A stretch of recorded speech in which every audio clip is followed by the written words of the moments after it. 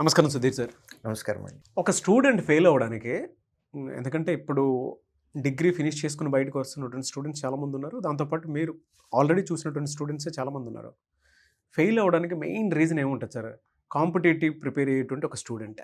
Major రీజన్స్లో మేము మా ఎక్స్పీరియన్స్లో మేము అబ్జర్వ్ చేసింది కన్సిస్టెన్సీ మెయింటైన్ చేయకపోవటం.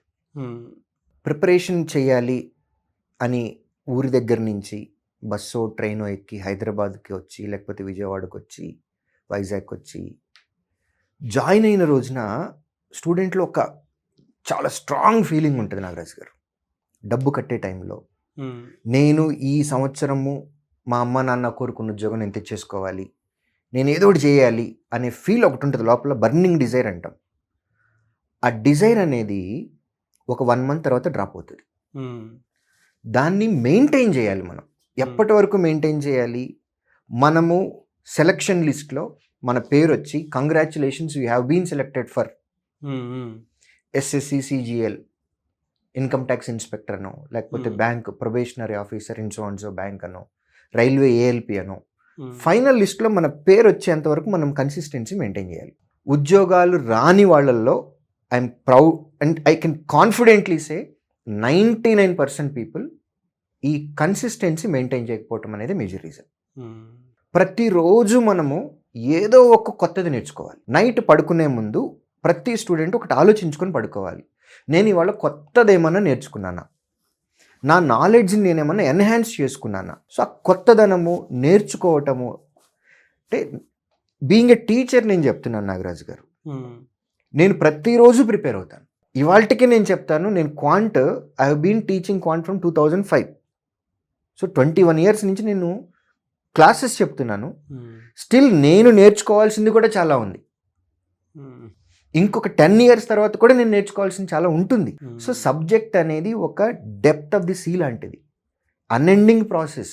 మనం నేర్చుకుంటూనే ఉండాలి, ప్రతిరోజు నేర్చుకోవాలి, ప్రతి సబ్జెక్టు నేర్చుకోవాలి. ఆ కన్సిస్టెన్సీ మెయింటైన్ చేయాలి. ఒక 4 రోజుల తర్వాత డ్రాప్ అవ్వకూడదు. ఫస్ట్ ప్రిలిమ్స్ ఎగ్జామ్ రాస్తాము, ఫస్ట్ సిబిటి ఎగ్జామ్ రాస్తాము. రాసిన తర్వాత దానిలో వచ్చేటటువంటి రిజల్ట్ని చూసిన తర్వాత మన కన్సిస్టెన్సీ డ్రాప్ అవ్వకూడదు. ఫెయిల్యూర్స్ ఆర్ కామన్ అండి. కాంపిటేటివ్ ఎగ్జామ్లో 95% పీపుల్కి ఫెయిల్యూర్సే వస్తాయి, 5%కి మాత్రమే సక్సెస్ వస్తుంది. మనం రాసినటువంటి ఫస్ట్ ఎగ్జామ్లో ఫెయిల్యూర్ అయ్యాం, 95%లో ఒకళ్ళు ఉన్నాం. మనం 5%లోకి పోవాలి అని అంటే మనం నేర్చుకోవాలి, ఇంకా మనం సబ్జెక్ట్ని ఎన్హాన్స్ చేసుకోవాలి, ఆ కన్సిస్టెన్సీ మెయింటైన్ చేయాలి. ఓకే. సెకండ్ పాయింట్, జనరల్గా చూసేటటువంటి మిస్టేక్ రెండోది, మనము ఏ ఎగ్జామ్కి ప్రిపేర్ అవుతున్నామో ఆ ఎగ్జామ్కి సంబంధించినటువంటి complete process, selection process, written ఎగ్జామ్లో ఏ సెక్షన్స్ ఉంటాయి, ఏ సబ్జెక్టులు ఉంటాయి, అందులో ఉండే టాపిక్లు ఏంటి, అందులో నుంచి వచ్చేటటువంటి క్వశ్చన్స్ ఎలా అడుగుతారు. మీకు ఎగ్జాంపుల్ చెప్తాను. అర్థమెటిక్ సెక్షన్ తీసుకుందాం, కానిస్టేబుల్ ఎగ్జామ్లో ఉంది, ఎస్ఐ ఎగ్జామ్లో ఉంది, ఫర్ దట్ మ్యాటర్ అన్ని పబ్లిక్ సెక్టర్ ఎగ్జామ్లో ఉంటుంది. సివిల్ సర్వీసెస్ యాప్టిట్యూడ్ టెస్ట్ అని యూపీఎస్సీ ఎగ్జామ్లో కూడా ఉంది. అర్థమెటిక్ నేను నేర్చుకున్నంత మాత్రాన అన్ని ఎగ్జామ్స్ రాయగలనా అంటే నో. స్టాండర్డ్ డిఫరెన్స్ ఉంది, క్వశ్చన్ అడిగే పద్ధతి కూడా వేరేగా ఉంటుంది. కానిస్టేబుల్ ఎగ్జామ్లో స్ట్రైట్ క్వశ్చన్స్ వస్తాయి, యూపీఎస్సీ ఎగ్జామ్లో స్ట్రైట్ క్వశ్చన్స్ అడగరు, డిఫరెంట్గా అడుగుతారు. బ్యాంకింగ్ ఎగ్జామ్స్లో టెర్మినాలజీ ఒకలా ఉంటుంది, ఎస్ఎస్సి ఎగ్జామ్లో టెర్మినాలజీ వేరేలాగా ఉంటుంది, అడిగే పద్ధతి ట్రిక్కీగా ఉంటుంది, లాజికల్గా ఉంటుంది. రైల్వే ఎగ్జామ్స్లో ఇంకొకలా ఉంటుంది.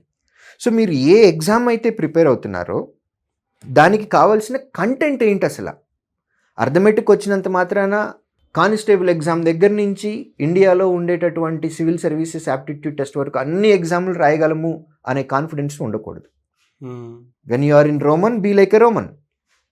మీరు కానిస్టేబుల్ ప్రిలిమ్స్ ఎగ్జామ్ రాస్తున్నారా, దానిలో వచ్చేటటువంటి క్వశ్చన్స్ ఎలా అడుగుతున్నారు అనేది మీకు ఐడియా ఉండాలి. బ్యాంక్ పిఓ ఎగ్జామ్ రాస్తున్నారు, ప్రిలిమ్సా మెయిన్సా, ప్రిలిమ్స్లో ఎలాంటి క్వశ్చన్స్ వస్తాయి, మెయిన్స్లో ఎలాంటి క్వశ్చన్స్ వస్తాయి, ఇది తెలియాలి. బ్యాంక్ మెయిన్స్కి ప్రిపేర్ అవుతున్నారు, మీరు బ్యాంక్ మెయిన్స్కి ప్రిపేర్ అవుతూ సింప్లిఫికేషన్స్ని సాల్వ్ చేస్తున్నారు అని అనుకోండి, you are wasting your time. Mains ఎగ్జామ్లో సింప్లిఫికేషన్స్ మీద క్వశ్చన్స్ రావు. మెయిన్స్ ఎగ్జామ్లో డేటా అనాలిసిస్ మీద ఎక్కువ క్వశ్చన్స్ వస్తాయి. మెయిన్స్ ఎగ్జామ్లో ఎట్లాంటి క్వశ్చన్స్ వస్తాయి అనేది గ్రిప్ నాకు తెలియాలి ఫస్ట్ స్టూడెంట్గా. తెలిసి అవి నేను ప్రాక్టీస్ చేయాలి. ఎస్ఎస్సి ఎగ్జామ్ రాస్తున్నాము. ఎస్ఎస్సి ఎగ్జామ్కి ప్రిపేర్ అవుతూ నేను ప్యూర్ మ్యాథ్స్ మీద చాలా ఎక్కువ కాన్సన్ట్రేషన్ పెడుతున్నాను. ప్యూర్ మ్యాథ్స్ మీద చాలా తక్కువ క్వశ్చన్స్ వస్తాయి.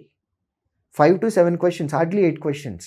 సో మనం దేనికి సంబంధించిన ఎగ్జామ్కి అప్లై చేశాము, దానిలో వచ్చేటటువంటి క్వశ్చన్స్ ఏంటి, వాటి ప్యాటర్న్ ఎలా ఉంటుంది, దానికి తగ్గట్టుగానే మన ప్రిపరేషన్ ఉండాలి. మూడో పాయింట్, మనం ఏదైతే కోరుకుంటున్నామో మనం ఉద్యోగాన్ని రీచ్ అవ్వటానికి కన్సిస్టెన్సీ మెయింటైన్ చేయాలి అని అన్నాము. తర్వాత సబ్జెక్ట్ నాలెడ్జ్ ఇంప్రూవ్మెంట్ చేసుకోవాలి అని చెప్పుకున్నాము. మూడో పాయింట్, రాంగ్ ట్రాప్లో పడకూడదు. మనం ఈ లెర్నింగ్ ప్రాసెస్లో మనం ఏ ఎగ్జామ్కి అయితే ప్రిపేర్ అవుతున్నామో దానికి సంబంధించి కంటెంట్ మనం అప్డేషన్లో ఉన్నామో ఈ కన్సిస్టెన్సీ మెయింటైన్ చేయటంలో మనకి రాంగ్ ట్రాక్ పడకూడదు. రాంగ్ ట్రాక్ ఎప్పుడు పడతాము అని అంటే when you depend on two many sources. Best example current affairs అని అంటారు. కరెంట్ అఫైర్స్ మీరు ఏ న్యూస్ పేపర్ అయినా తీయండి నాగరాజు గారు, ఏ రోజుదైనా తీయండి, ప్రతిరోజు కొత్తగానే ఉంటుంది. అవునండి, న్యూస్ కొత్తగానే ఉంటుంది, రైట్? మీరు 2 పేపర్లు తీయండి ఒకే రోజు, ఇందులో ఒకలాంటి డేటా ఉంటుంది, ఇందులో ఇంకొకలాంటి డేటా ఉంటుంది. సో ప్రతి రోజులోనే ఇంత మనకు కొత్తదనం ఉంటుంది అని అనుకున్నప్పుడు మీరు 2 different sources, 3 different sources, 4 different sources పెట్టుకుంటే మీరు డీవియేట్ అయిపోతున్నారు. 1 single మైండ్ మీద రన్ అవ్వాలి. కరెంట్ అఫైర్స్ అని అనుకున్నాం, pick only 1 source. English language, pick only 1 source. మీరు సబ్జెక్ట్కి ఒకటే సోర్స్ పెట్టుకోండి. మీరు యూట్యూబ్లో కనపడిన ప్రతిదీ వీడియో చూడటము, భాషతోటి సంబంధం లేకుండా, కొన్ని తెలుగులో చూస్తాం, కొన్ని హిందీలో చూస్తాం, కొన్ని ఇంగ్లీష్లో చూస్తాం. అవును, మీరు కరెంట్ అఫైర్స్కి సంబంధించి డిఫరెంట్ వెబ్సైట్స్ నుంచి పీడిఎఫ్లు డౌన్లోడ్ చేస్తాం, యూట్యూబ్లో ఉండేటటువంటి డిఫరెంట్ వీడియో సోర్సెస్ని తీసుకుంటాము, ప్లస్ కోచింగ్ సెంటర్లో ఉండేటటువంటి డిఫరెంట్ ఫ్యాకల్టీ దగ్గర నుంచి. అదేంటో బాగా ఎక్సైట్ చేస్తుంటాయి సార్ అసలు, అంటే చూసేటప్పుడే. Negative things attracts more Nagaraju గారు.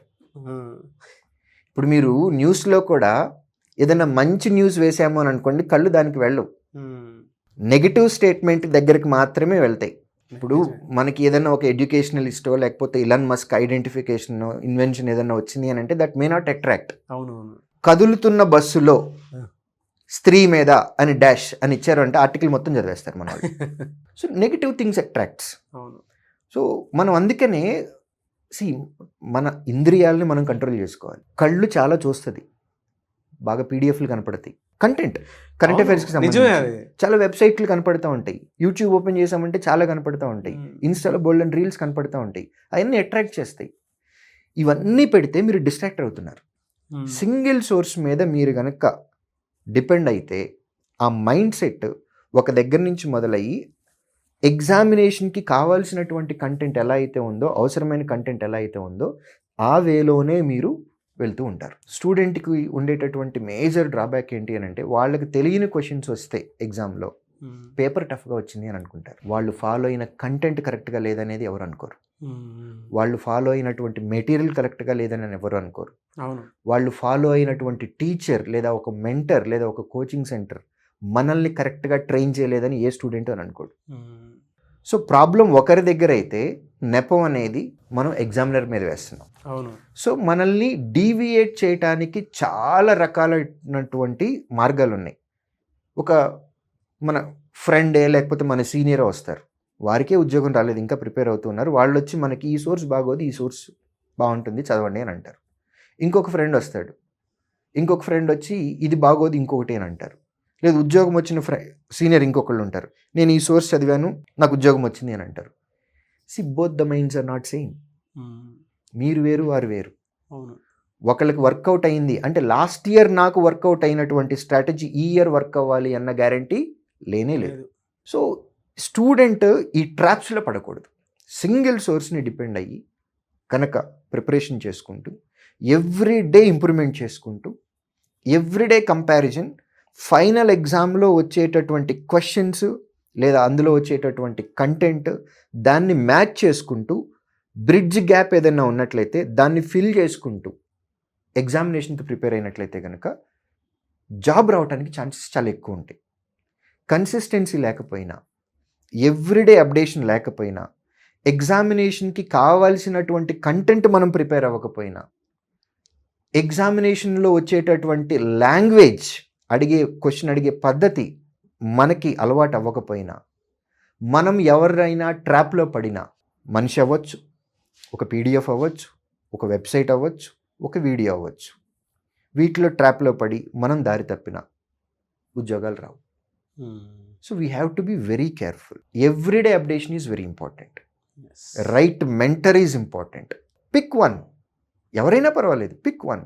Two many cooks spoil the dish అంటారు. Too many sources spoil your exam. Spoil life also. Obviously.